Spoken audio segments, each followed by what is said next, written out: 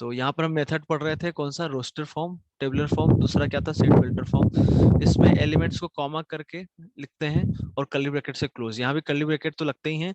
और क्या होता है कि जो एलिमेंट चाहिए और उसको कॉलन देके क्या करते हैं, उसकी प्रॉपर्टी लिख देते हैं और कॉलन को पढ़ते हैं हम सच दैट। तो ये लिखा हुआ एक्स इज सच दैट, जो भी प्रॉपर्टी है। तो जैसे इसको लिखना है तो क्या लिखा था हमने कि x is such that x is a prime number in between 1 to 10 and example number 1। Notes बनाते जाना। एक्सप्रेस सेट ए, क्वेश्चन लिखेंगे, express set A x belongs to natural number and x power 2n for n belongs to natural number in roster form, in roster form।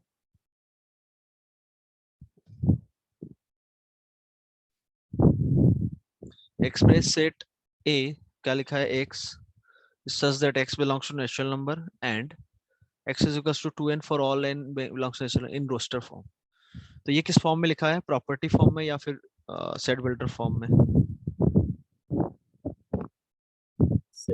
Set builder form.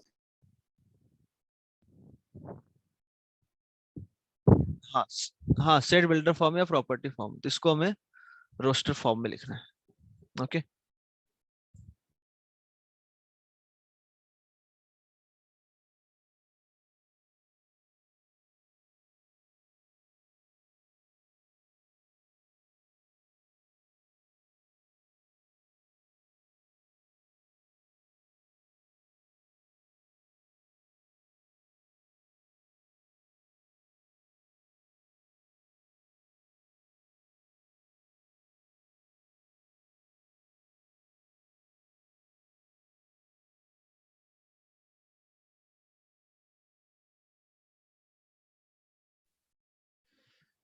So answer is Sir, A is equal to in set 2 okay comma 2 square comma 2 raised 2 cube and so on. Okay and so on, बिल्कुल bracket से close कर देंगे। ठीक, किसी कोई समस्या इसमें? Sir prime numbers का अलग सेट नहीं होता क्या? किसका प्राइम नंबर्स का प्राइम नंबर का अलग से मतलब? मतलब मतलब प्रॉपर्टी जैसे, फॉर्म में होता है क्या कुछ ऐसा? हाँ नहीं नहीं, ऐसे नहीं बता सकते हम।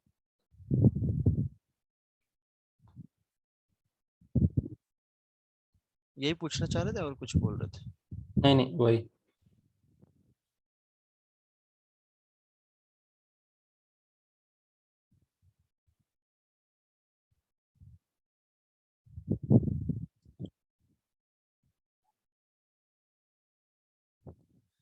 ठीक है भाई, तो सिंपल है कि x जो है वो आपका नेचुरल नंबर है and x is equal to 2 power n है। तो ये जो सेट बनेगा किसका बनेगा, आपका x का। ठीक है, तो n नेचुरल नंबर है तो n आप क्या लिखोगे, n आप चालू करोगे कहां से, 1 से। वन तो वन से। n मैंने 1 लिया तो x क्या आ गया आपका, 2 पावर 1 दैट इज 2। और n मैंने 2 लिया तो x कितना आ जाएगा, 2 का स्क्वायर।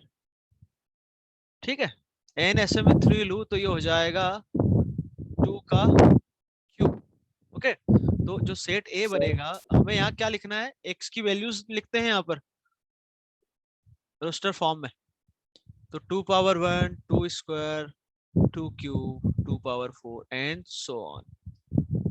आगे बात समझ में? नाउ नेक्स्ट क्वेश्चन, किसी कोई प्रॉब्लम हो तो पूछे। Next problem is, note down, express set B,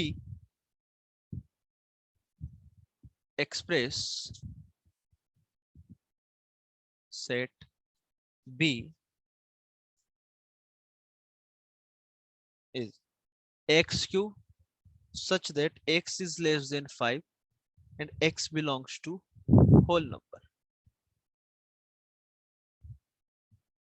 in roster form.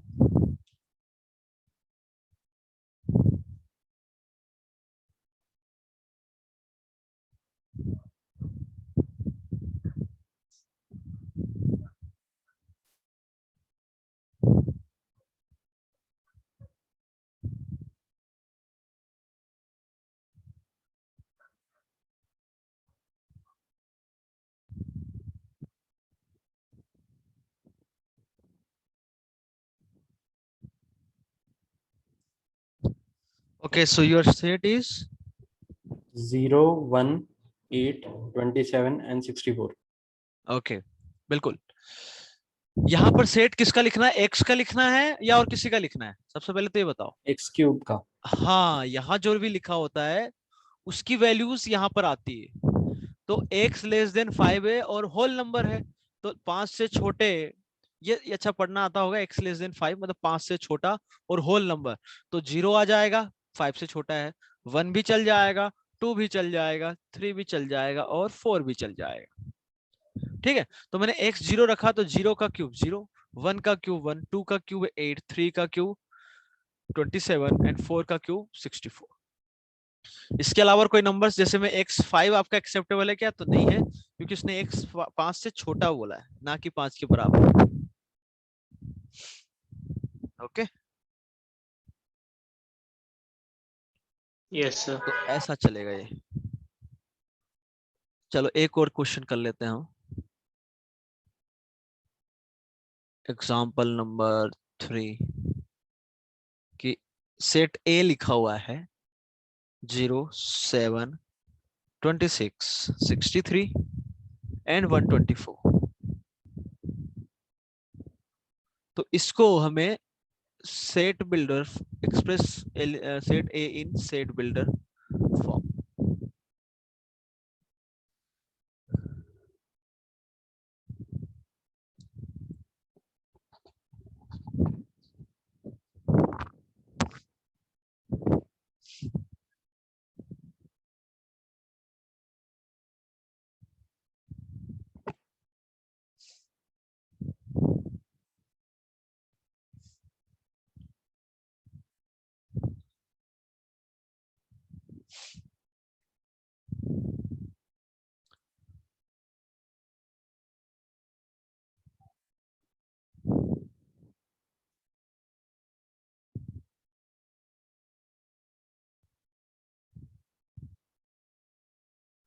So answer is okay, one more, एक और मिनट का टाइम ले लो, पर करो कुछ ट्राई करो। x cube minus 1x is smaller than 6.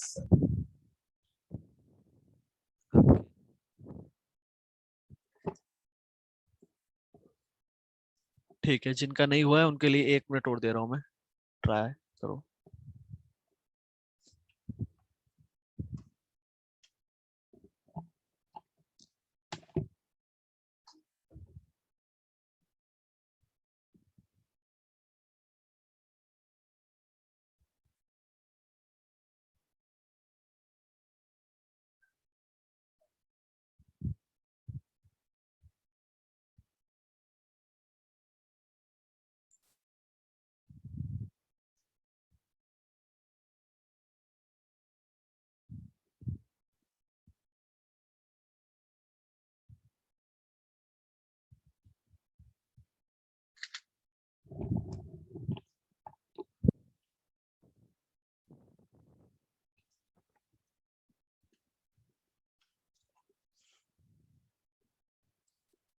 Okay, सो यहाँ पर, हाँ,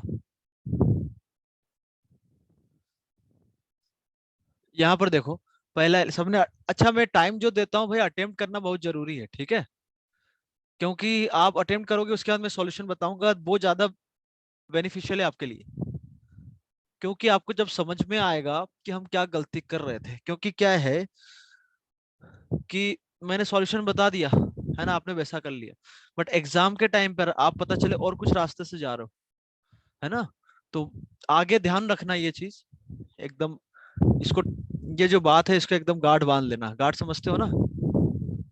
एकदम ध्यान रखना Yes. कि जब भी आपको कोई प्रॉब्लम दिया जाए तो एक बार खुद अटेम्प्ट जरूर करो सॉल्यूशन देखने से पहले। क्लास की बात हो गई वहां तक ठीक है, या किसी बुक को सॉल्व कर रहे हो या किसी शीट को सॉल्व कर रहे हो, सॉल्यूशन देखने से पहले एक बार खुद ट्राई करो, क्योंकि आप ट्राई करोगे उसके बाद क्या गलती कर रहे हो आप खुद पहचान पाओगे तब। ओके, तो इसमें पहला एलिमेंट 0, दूसरा 7 है, तीसरा 26 है, फिर 63 है, फिर 125 है। तो यहां पर आपको एक पैटर्न देखना पड़ेगा, क्योंकि हमें पैटर्न मतलब इसकी प्रॉपर्टी देखना पड़ेगा। सेट बिल्डर फॉर्म क्या होता है? Property form. मतलब इसकी प्रॉपर्टी क्या है भाई, इसमें क्या कॉमन चल रहा है ऐसा? तो 0 का यदि मैं देखूं तो 0, Sir, 7, 26 ये जो है सब के सब किसी के स्क्वायर या क्यूब के आसपास के नंबर है। तो 7 को यदि मैं देखूं तो 8 - 1 लिख सकता हूं, 26 को 27 - 1, इसको 64 - 1, इसको 125 - 1 और 0 को 1 - 1। तो 8 जो लिखा हुआ है 2 का क्यूब, 27 3 का क्यूब, 64 4 का क्यूब, 125 5 का क्यूब। तो ये हो जाएगा x is such that x is equals to n cube minus 1, where n is 1 to is greater than or equal to 1 and less than or equal to 5. Also n belongs to natural number और integer। जिन्होंने ये लिखा है वो भी गलत है, क्योंकि जैसे n 1.1 हो गया तो वो एलिमेंट अवेलेबल है क्या? तो ये लिखना भी जरूरी है कि वो नेचुरल नंबर है, या फिर इंटीजर लिखते हो तो भी चल जाएगा। आगे बढ़ते हैं। Now types of sets. अब इसके हम पढ़ेंगे टाइप्स। ओके, तो सबसे पहले नल सेट, 1 बाय 1 लिखते जाना। नल सेट और एम्प्टी सेट्स, नाम से ही क्लियर है। कोई बता सकता है इसका मतलब क्या होगा? मतलब ट्राई करो, नहीं भी आता है तो कोई दिक्कत इसमें कुछ भी नहीं होता, नहीं। हाँ, सिवाय फाई के। एम्प्टी होता है सर। बस एम्प्टी होता है वो। नाम से क्लियर है, नल मतलब कुछ ना हो उसमें। तो लिखेंगे a set having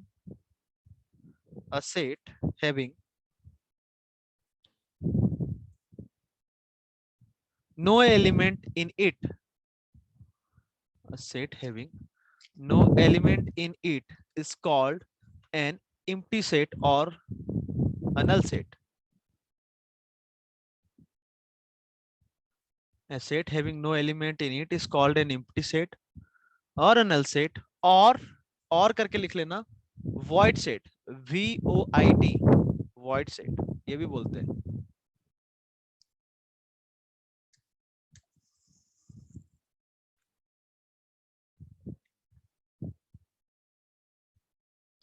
Sir, can you repeat? Okay, a set having no element in it is called an empty set or a null set, और इसी का दूसरा नाम है void set।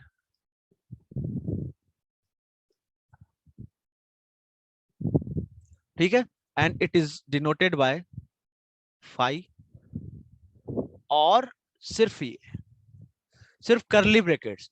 ऐसा नहीं कि करली ब्रैकेट के अंदर फाई लगा दिया, ये नल सेट नहीं है। यहाँ पर फाई जो है एलिमेंट हो गया, समझ रहे हो?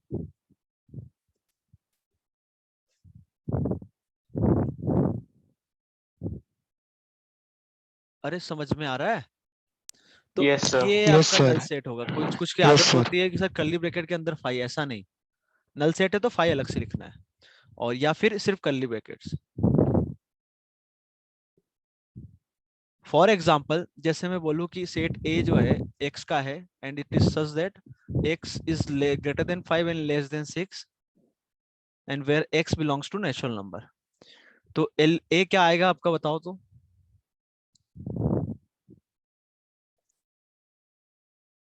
कोई एलिमेंट आएगा क्या?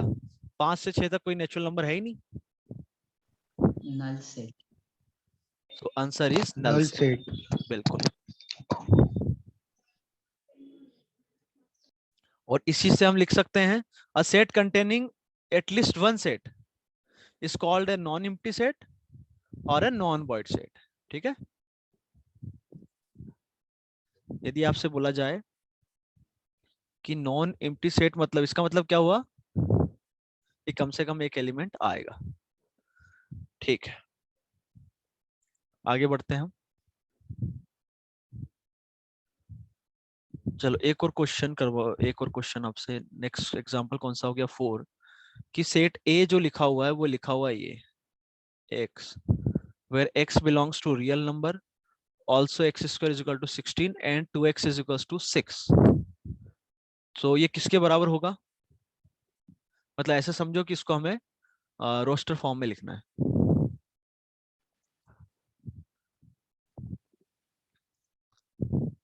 सर एक बार फिर बताओ, वो समझ में नहीं आया। X okay, square is equal to what? 16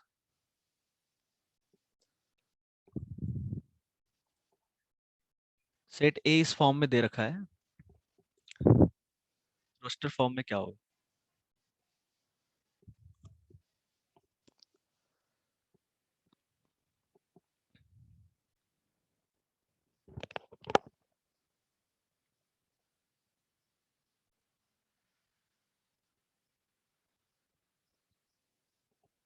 so answer is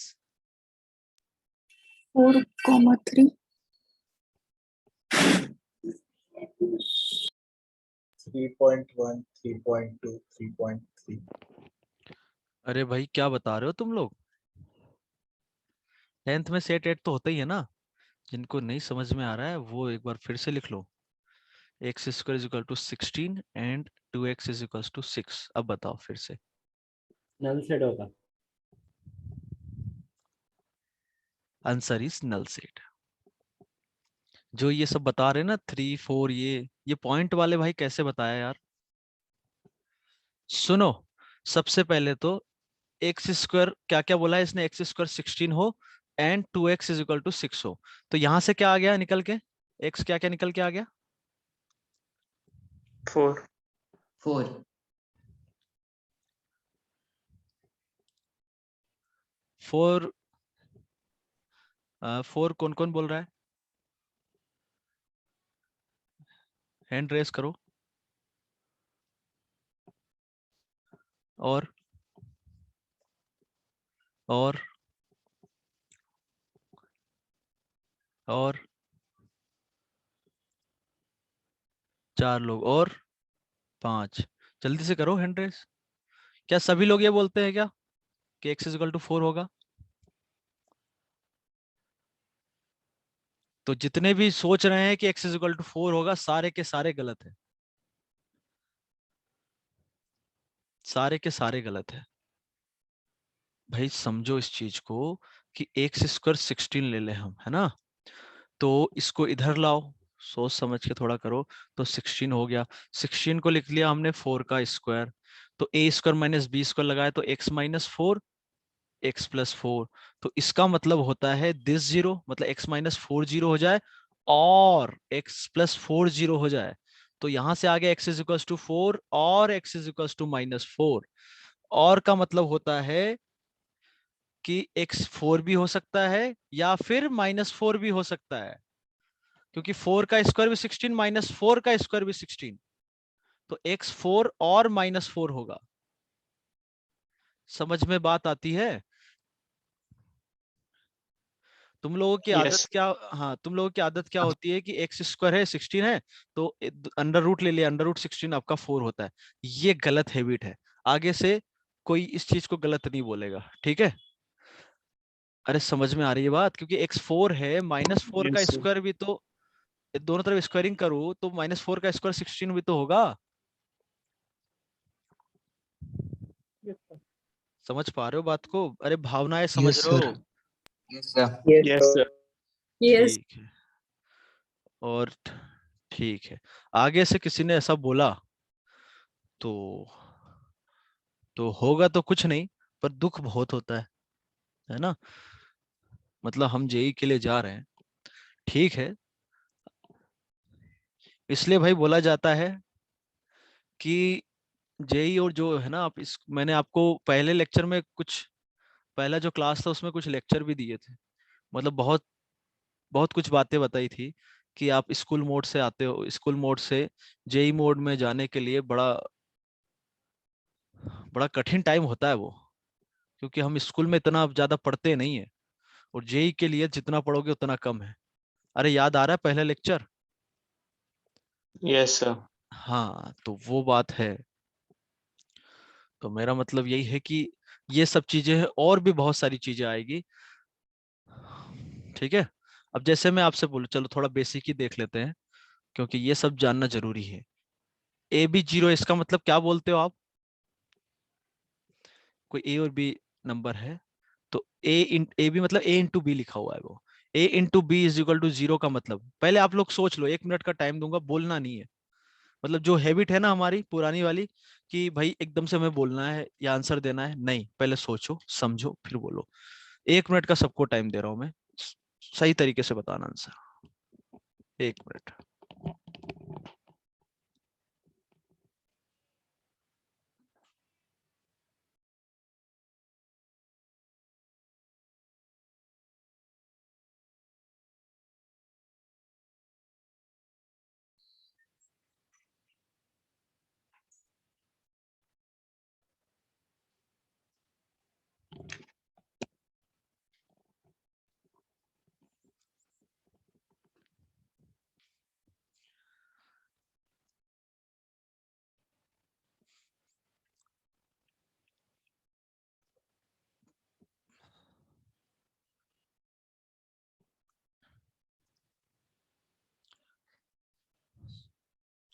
दिशा, दिशा, आवाज आ रही है? Yes, sir. And the answer is, what is the meaning of this A B is equal to zero, A into B is equal to zero means, बोलो बोलो बोलो, गलती होगा इससे ज्यादा क्या होगा? कोई दिक्कत नहीं, हम सीखने के लिए यहाँ बैठे हैं। मतलब हम्म, जो भी ए बी की वैल्यू होगी वो हाँ मल्टीप्लाई बाय 0 होगी, और अगर इसको मतलब अगर सॉल्व करना होगा तो ए इज इक्वल टू बी, हाँ उस साइड जाके डिवाइड हो जाएगा, मतलब 0 ही आएगा। हाँ, तो मतलब जीरो ही आएगा। तो ए जीरो, क्या ए जीरो से काम चल जाएगा क्या? मतलब जीरो करूँ तो जीरो इंटू समथिंग जीरो होता है, तो zero is equal to zero सही है। और बी भी जीरो हो सकता है, क्या दोनों जीरो होंगे क्या? उनका जो मल्टीप्लिकेशन होगा वो 0। नहीं, मल्टीप्लीकेशन तो जीरो, उसी उसी का मतलब तो हम पूछ रहे हैं। तो इसका मतलब होता है कि ए जीरो और बी जीरो, ए जीरो और बी जीरो का मतलब ये हुआ कि इसमें A is equal to zero. अच्छा, ये भी आप समझो कि a is equal to zero and b is equal to zero, और मैं बोलूं कि a is equal to zero और b is equal to zero, दोनों एक ही बात है या एक ही अलग अलग बात है? अलग अलग। अलग अलग अलग। अलग अलग है। अलग अलग बात है। इसका मतलब ये हुआ कि a भी जीरो होना चाहिए और b भी जीरो होना चाहिए साथ ही साथ। और इसका मतलब ये हुआ कि ए जीरो और बी जीरो, मतलब एक जीरो होगा तो भी चलेगा, मतलब एक जीरो हो जाए दूसरा नॉन जीरो हो जाए तो भी चलेगा, और दोनों साथ साथ जीरो हो जाए तो भी चलेगा। तो इसका मतलब होता है कि A zero and B non zero चलेगा, या फिर A non zero B zero, वो भी चलेगा, यहाँ एंड यूज कर रहा हूं, या फिर ए जीरो और बी भी जीरो हो जाए आपका। ये दोनों केस तीन, मतलब इसका मतलब हुआ ये तीन चीजें आ रही है। तो a इंटू बी जीरो का हो सकता है जब कम से कम एक एग्जैक्टली 1 जीरो हो जाए, दो में से एक कोई भी, बाकी नॉन जीरो, या फिर दोनों के दोनों जीरो भी हो जाए। तो यहां पर आप देखो, यहाँ क्या यूज किया मैंने, एंड। तो x इज इक्वल टू 16 का मतलब हो गया x4 और -4, और यहां से x क्या आएगा, 2 से डिवाइड करूं तो x इज इक्वल टू 3। तो अब 3। देखो x यहाँ क्या आ रहा है, 4 और -4, मतलब दो में से एक भी लोगे तो भी चलेगा, या दोनों लोगे तो भी चलेगा। और ये क्या बोल रहा है, x इज इक्वल टू 3, मतलब एंड बीच में लगा है, एंड लगा है मतलब दोनों लेंगे, हम दोनों को कंसीडर करना पड़ेगा। मतलब कि x के लिए X square is equal to 16 भी होना चाहिए, और उसके लिए x इज इक्वल टू 3 भी होना चाहिए, या 2x इज इक्वल टू 6 भी होना चाहिए। तो कोई कॉमन x आ रहा है क्या आपका? No sir. नहीं, तो कोई भी No, एक मतलब एक से ऐसा कोई मिल रहा है क्या जो दोनों को सेटिस्फाई करे? No sir. तो आपका जो सेट ए लिखा हुआ था वो नल सेट है। Answer is null set. Okay. और जो 3.1 3.2 बोल रहे थे भाई, वो किस हिसाब से बोल रहे थे, क्या सोच रहे थे, थोड़ा बताओ।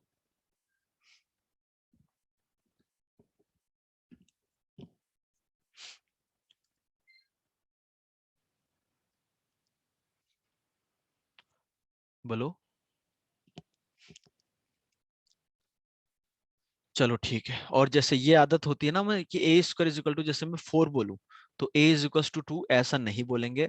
तो यहां से अब आगे से क्या बोलोगे? आप अंडर रूट भी लेते हो तो ध्यान रखना। अच्छा। अंडर रूट 4 की वैल्यू कितनी होगी? +2 -2. +2 और -2 और -2। बिल्कुल। कितने लोग ये इसमें राजी है?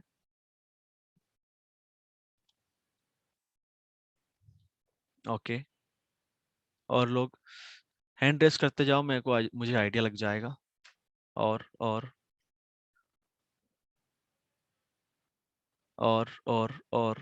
और जल्दी जल्दी थोड़ा। और और और चलो।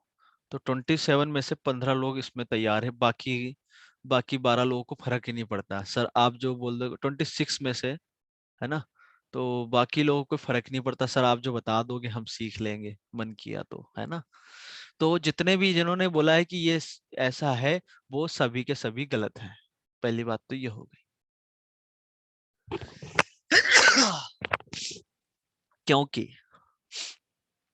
क्योंकि जब भी आपको अंडर रूट बोला जाए तो एक चीज हमेशा ध्यान रखना कि ये कभी निगेटिव नहीं हो सकता, ये हमेशा नॉन निगेटिव होगा।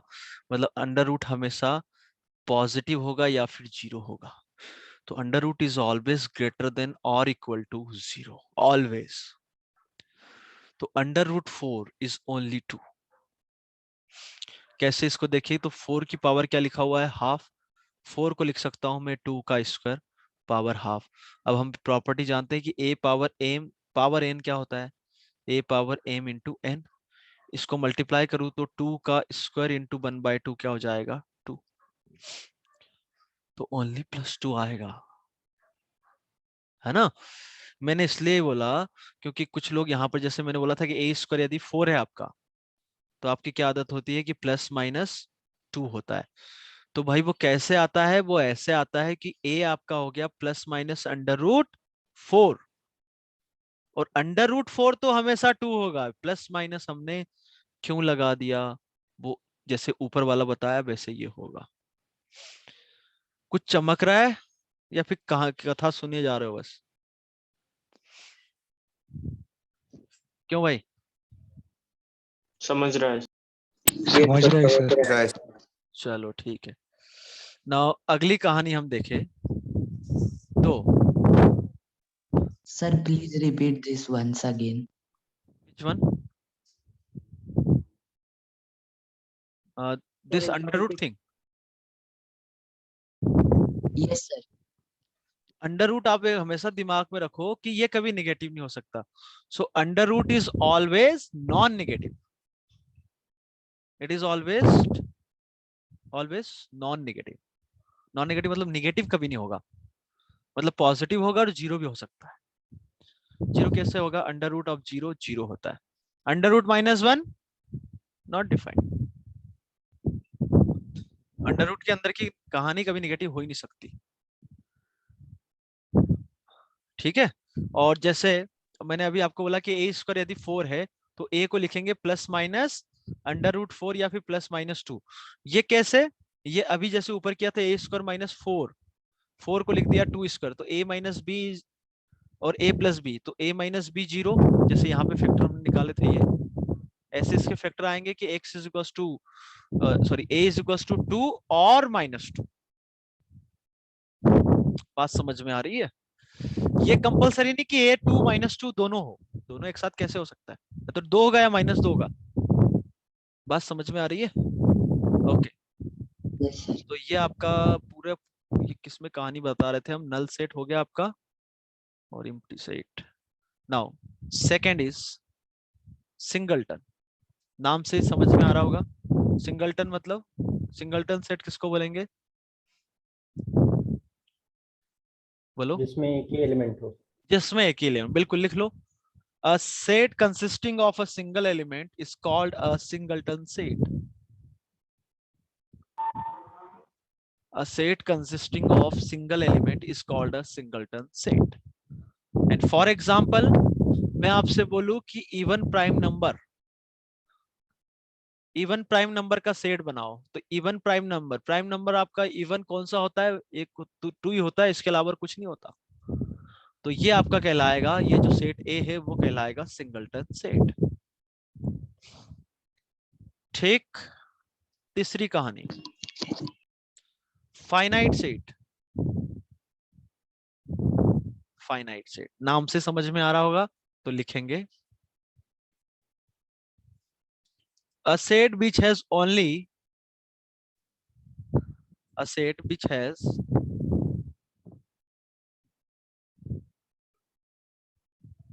only finite number of elements. A set which has only finite number of elements is called a finite set. Is called a finite set.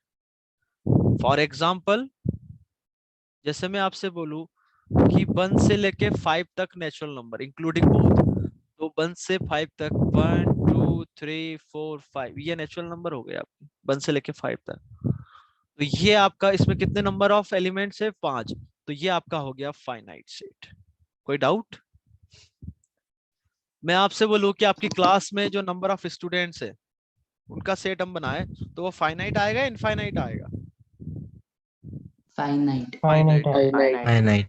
ठीक है, तो इनफाइनाइट क्या होता है वो भी हम आगे देखेंगे। ओके, इनफाइनाइट सेट लिख लो। इनफाइनाइट सेट किसको बोलेंगे? सेट, इस नाम से समझ में आ गया होगा, जिस सेट में इनफाइनाइट नंबर ऑफ एलिमेंट है उसको बोलेंगे इनफाइनाइट सेट। तो लिखो a set which has an infinite number of elements is called an infinite set.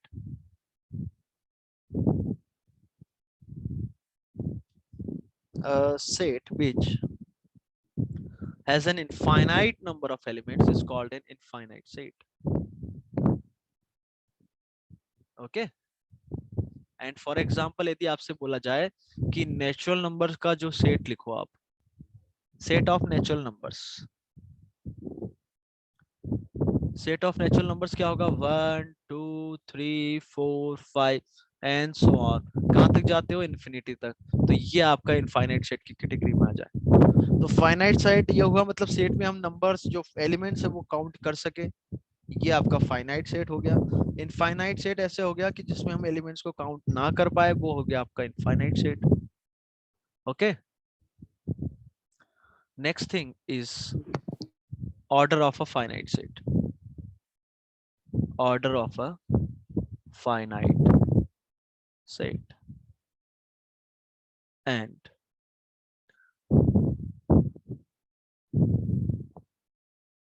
Marker कहाँ दिख रहा है, चाहिए लिखेंगे order of a finite set में the number of elements in a finite set is called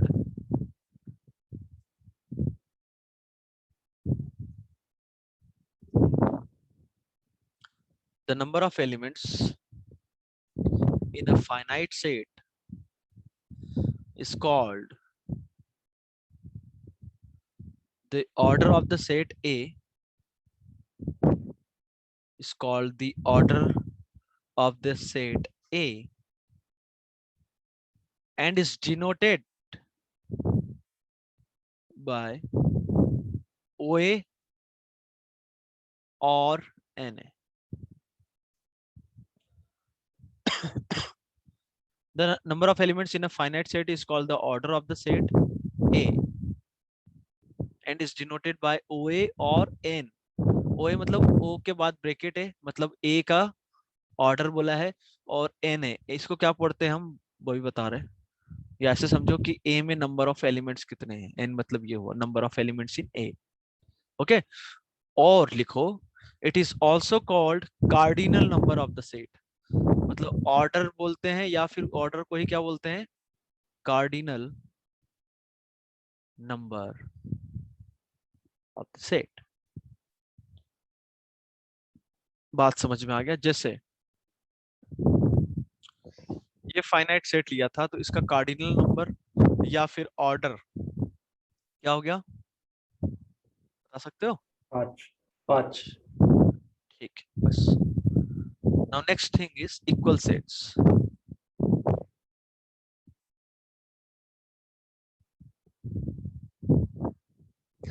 equal set लिखेंगे, two sets A and B are said to be equal.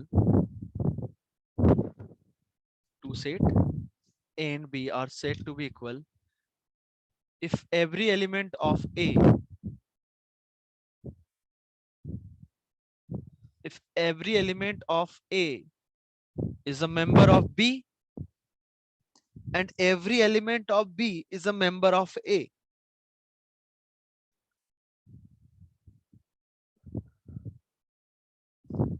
Two sets A and B are said to be equal if every element of A is a member of B and every element of B is a member of A.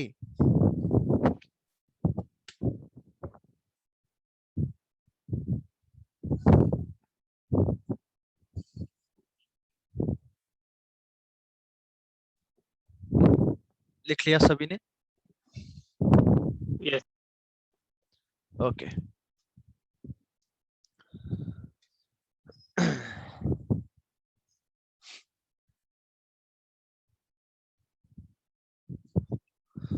ठीक है। ये क्या बोलना चाह रहा है पहले वो समझो कि ए मान लो आपका सेट है 1 2 3 और बी जो है वो आपका सेट है 1 2, क्या ये दोनों इक्वल है क्या? नहीं। अब बोलोगे सर 1 जो है ए में आ रहा है तो वो बी में भी आ रहा है, 2 जो है 1 ए में आ रहा है तो वो बी में भी आ रहा है, 3 एलिमेंट जो है वो सेट ए में आ रहा है बट बी में अवेलेबल है क्या? तो नहीं है। बी से मैं पूछूं कि भाई एलिमेंट 1 बी में आ रहा तो ए में है क्या? बिल्कुल है। और 2 जो है बी में आ रहा है तो क्या ए में भी है क्या? है। बट दिक्कत क्या आ रही है कि बी के सारे एलिमेंट तो ए में है बट ए के सारे एलिमेंट बी में नहीं। ठीक है, जो डेफिनेशन के अकॉर्डिंग तो ये इक्वल नहीं है।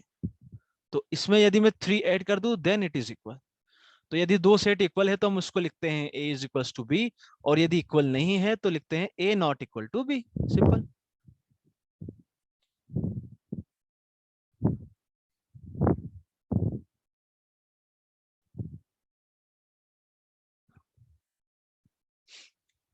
क्या ये दो सेट इक्वल है? हाँ। Yes sir. It is equal, क्योंकि इसका Yes, हर एक sir. एलिमेंट इधर आ रहा है और इसका हर एक एलिमेंट इधर आ रहा है। वो किस ऑर्डर में लिखा है उससे फर्क नहीं पड़ता है। ठीक है, तो ये आपका इक्वल सेट की डेफिनेशन हो गई। And now next thing is somewhat like equal, that is equivalent set। यहां पर क्या होता है लिखो, two finite sets A and B are equivalent. Two finite set, equivalent हमेशा फाइनाइट में ही बोलेंगे। Two finite set are said to B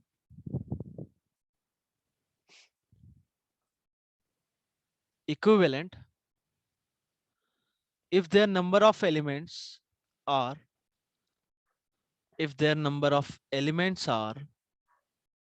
same।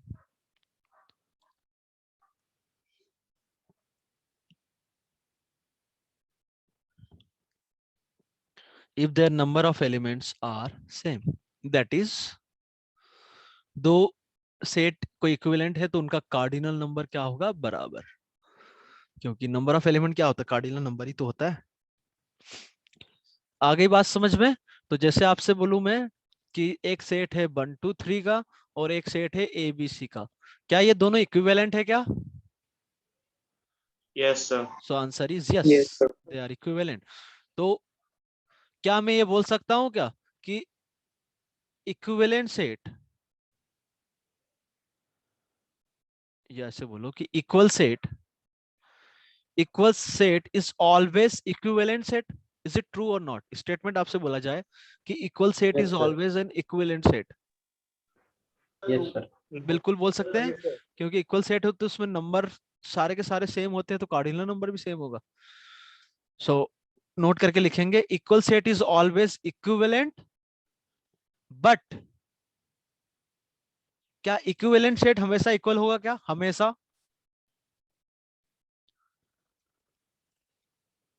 नहीं होगा। यहां देख सकते हो आप कि ये इक्विवेलेंट तो है, बट इक्वल है क्या? तो नहीं हो सकता। So equal set is always equivalent, but equivalent set में और मे नॉट बी इक्वल। ठीक है, आगे बढ़ते हैं हम। And the next thing is subset.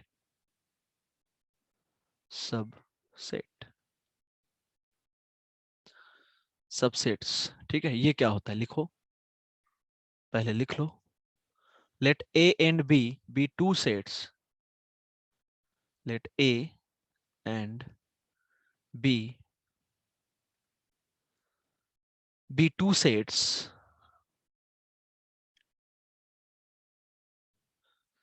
if every element of A is an element B. If every element of A is an element of B, then A is called a subset of B. Then A is called a subset of B. बात समझ में आ गई? क्या बोला है कि A के सारे एलिमेंट B में प्रेजेंट है, तो A कहलाएगा subset of B।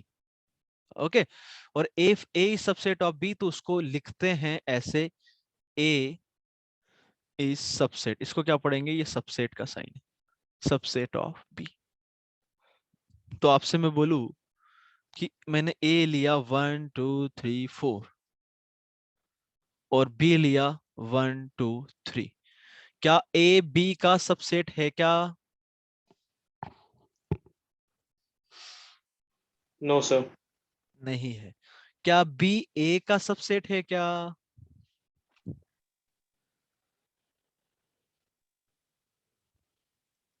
Yes. Yes, it is true. मतलब क्या हुआ कि B के सारे एलिमेंट A में प्रेजेंट होना चाहिए, तो 1 इसमें है, 2 भी उसमें है, 3 भी उसमें है, तो B सबसेट ऑफ है। बट ये ट्रू नहीं था, क्योंकि 1 और 2 और 3 तो आ रहा है, पर हमने क्या है, सारे के सारे देखना है। मैं 4 की बात करूं तो 4 सिर्फ A में है, B में नहीं है, तो ये सबसेट नहीं हुआ। ठीक है, क्या मैं बोल सकता हूं कि natural number is subset of whole number? Yes, sir. Yes, sir. Yes. अच्छा, और सबसेट का तो आपको आइडिया हो गई, यहाँ ऊपर भी तो बताया था हमने। ये जो लिखा था, कुछ हमने बनाया था ना, कि नहीं बनाया था? चलो ठीक है, ओके, मुझे थोड़ा ध्यान था कि हमने कुछ किया था। ठीक है,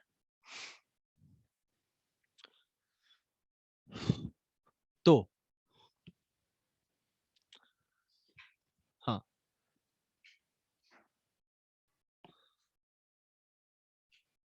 हाँ, इंटीजर आपको बता दिए कि जो Z नॉट है, Z नॉट नहीं, जो आपका नेचुरल नंबर है n क्या बोलता है? Natural number. क्या नेचुरल नंबर होल नंबर का सबसेट है क्या? Yes, बोलो, sir. है। क्या whole number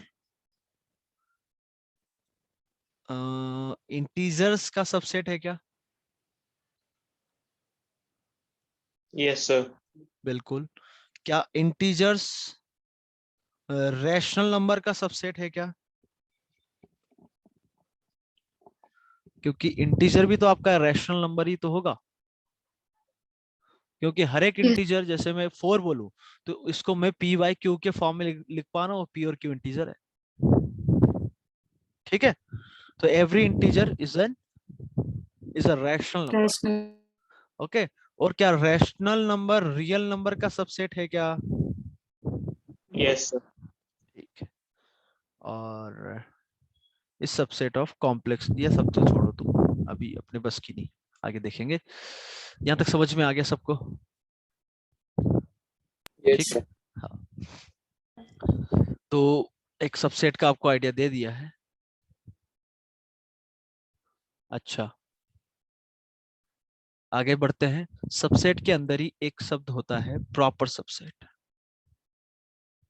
proper subset, proper subset का मतलब क्या होता है, लिखेंगे if A is a subset of B, if A is a subset of B and a not equal to b, and a not equal to b, then a is proper subset of b and it is written by this, a is proper subset of b। मतलब यहाँ जो है एक type से जो equality लगी हुई है वो नहीं लगाई हमने। तो यहाँ आप ध्यान से देखो, मैंने कहीं भी नीचे नहीं लगाया था, तो उस समय तुमने ध्यान नहीं दिया, पर अब समझ में आ गया होगा। तो पहले तो समझ लो प्रॉपर सबसेट किसको बोलते हैं, कि जहां पर डेफिनेशन तो वही है कि ए के एलिमेंट बी में आना चाहिए, ए के सारे एलिमेंट बी में आना चाहिए और ए और बी बराबर ना हो। तो जैसे ये है, बी ए का सबसेट तो है, प्रॉपर सबसेट है या नहीं है, बता सकते हो?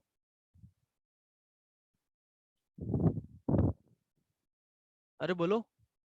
बी, ये वाले एग्जांपल में बी ए का प्रॉपर सबसेट है या नहीं है?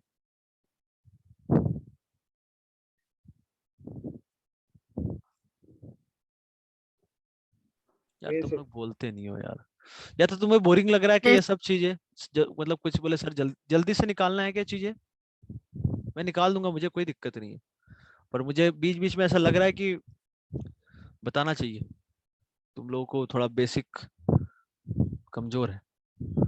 समझ में आया या Yes, sir. थोड़ा तेज चलूं क्या? Yes, sir. नहीं थोड़ा तेज No, चलूं? sir. No, sir. No. No, sir. Okay ठीक है। तो बी सबसेट ऑफ है, क्यों? क्योंकि बी के सारे एलिमेंट इसमें तो है, और ए और बी बराबर है क्या, सेट ए और बी, सेट और ए और बी बराबर नहीं है। और तो मैं आपसे बोलूं कि ए मान लो मैंने एक्स मैंने ले लिया 1 2 ए, और y ले लिया मैंने 1 a 2, क्या x y का प्रॉपर सबसेट है या नहीं है? एंड द आंसर इज, ये गलत है ना, क्योंकि वहां पर x और y भी हो रहा है, तो प्रॉपर सबसेट नहीं कहलाएगा। अब इसके अंदर नोट लिखेंगे हम, नोट नंबर 1 क्या लिखेंगे, कि पहली बात तो every set is a subset of itself. क्या ये बात सही है? Every set is Yes, a sir. Set of itself. तो ए जो है क्या खुद का सबसेट होगा क्या? बिल्कुल होगा, होगा ही होगा। अगला नोट नंबर 2, एम्प्टी सेट और एम्प्टी सेट उसको कैसे बोलते हैं हम, फाई से, is a subset of every set. क्या ये बात समझ में आती है?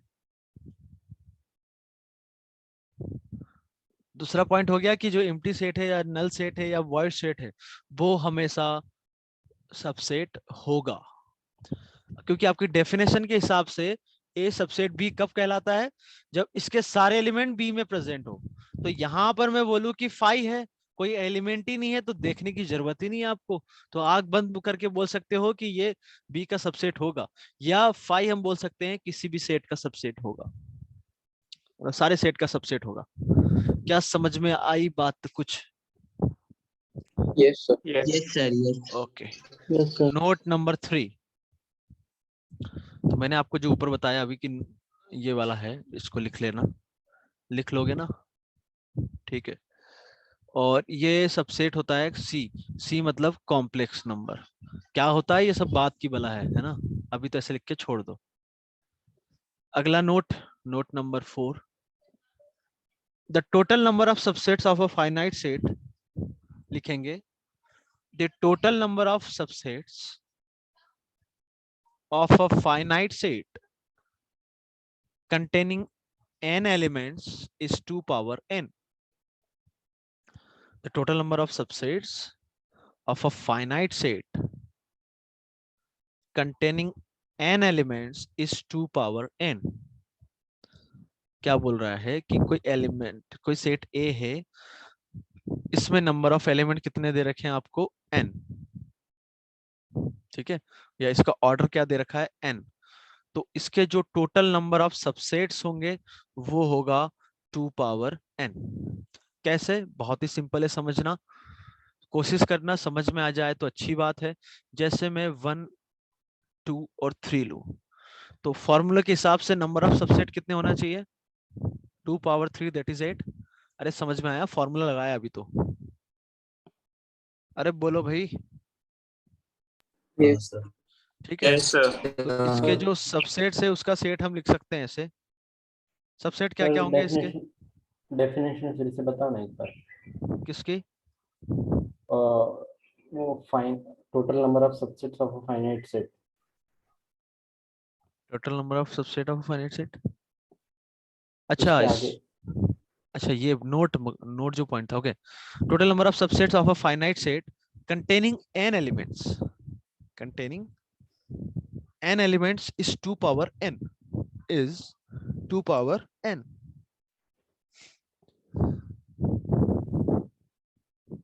हो गया।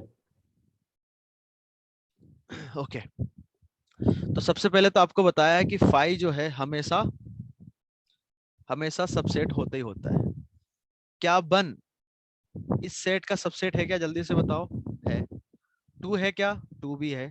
3 है क्या, वो भी है। क्या 1 2 है क्या, 1 2 इसका सबसेट है, बिल्कुल है, सारे एलिमेंट उसके प्रेजेंट उसमें। 1 3 भी है, 2 3 भी है, और क्या हो सकता है, 1 2 3, मतलब एलिमेंट जो सब सेट है वो खुद का सबसेट तो होता ही है। तो आप काउंट करो तो कितने हो गए, 4 और 4 8, ठीक है।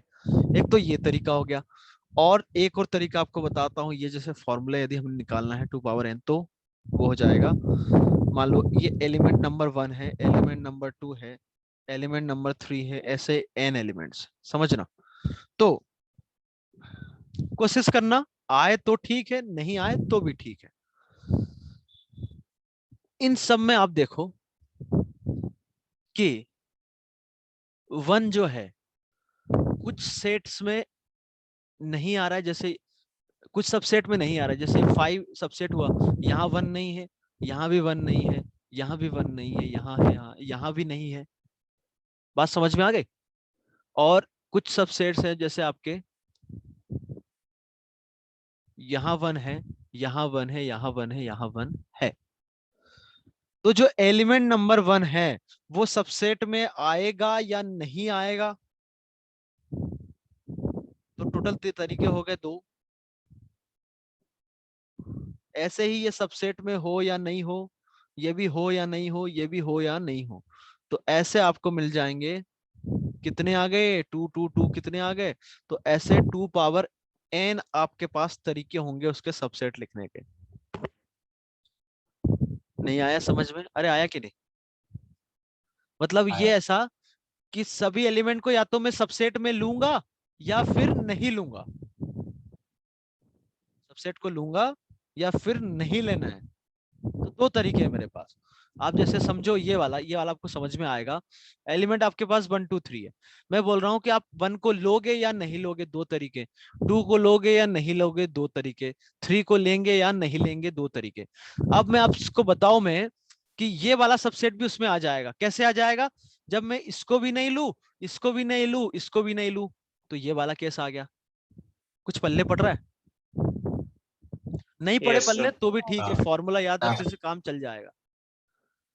फिर से बोल रहा हूँ, नहीं भी समझ में आए तो टेंशन लेने की जरूरत नहीं है, आप ऐसे छोड़ भी सकते हो, फिर फॉर्मूला याद रख लो, आगे बढ़ जाओगे। ठीक है। अब जैसे मुझे ये वाला सबसेट चाहिए, क्या ये वाला सबसेट आ सकता है? क्या कैसे आ सकता है? मैंने क्या बोला कि हम 1 को ले रहे या नहीं ले रहे, तो आपने 1 को ले लिया, 2 को भी ले लिया, पर 3 को नहीं लिया, तो क्या ये मिल गया? क्या कुछ बोलेंगे सर ये वाला लेके बताओ? हाँ भाई ठीक है, तो 1 को ले भी सकते नहीं भी ले सकते, तो हमने नहीं लिया। 2 को ले सकते नहीं ले सकते, नहीं लिया। 3 को ले लिया, तो ये वाला सबसेट आ गया। तो कहने का मतलब ये है कि आप एलिमेंट को लो या ना लो, ऐसे दो दो तरीके से वो सारे के सारे आपके सबसेट जो बनने वाले होंगे वो सारे आ जाएंगे। कुछ चमका भाई? Yes, sir. Yes, sir. ठीक है। और चमके तभी हाँ बोलना है ना। अच्छा कुछ लोग तो, अच्छा टाइम भी हो गया है, कुछ लोग तो 20 तक ही आ गए। अबे जरूरी है क्या कि भाई 1.25 घंटे क्लास है तो हम 1.25 घंटे ही पढ़ेंगे? ठीक है, तुम लोगों को ना लाइन पे लाना पड़ेगा थोड़ा। 26 से सीधा 20 हो गए, अभी तक बढ़िया थे।